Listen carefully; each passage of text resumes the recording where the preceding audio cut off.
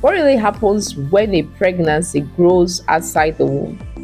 Can a baby survive till birth in an ectopic pregnancy? Well, let's talk about it clearly and gently. Normally, after fertilization, the baby or the embryo travels through the fallopian tube and implants inside the womb, where it has space and blood supply to grow.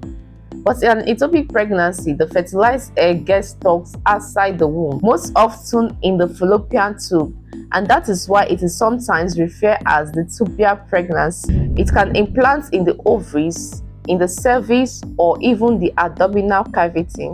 But the problem is those areas are not designed to support a growing baby. So as heartbreaking as it sounds, a baby cannot survive in an ectopic pregnancy. The fallopian tube or any location outside the womb does not stretch enough because the baby needs enough space to grow or supply enough nutrients to sustain the growth of the baby. As the embryo grows, it can cause the fallopian tube to burst, leading to severe internal bleeding, and this is a life-threatening condition for the mother, putting the mother's life at risk. That is why doctors usually act quickly once they discover that this is an ectopic pregnancy. You might undergo surgery immediately to remove the ectopic tissue and to protect the mother's life. Medical research and real-life records shows no documented case of a baby surviving till birth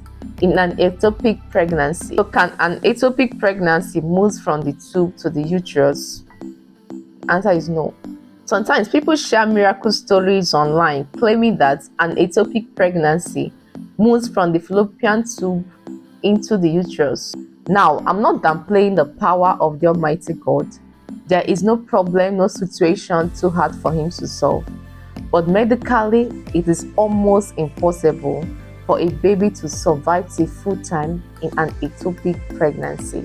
Now, for the mothers out there, an ectopic pregnancy can be emotionally painful, but remember, it is not your fault.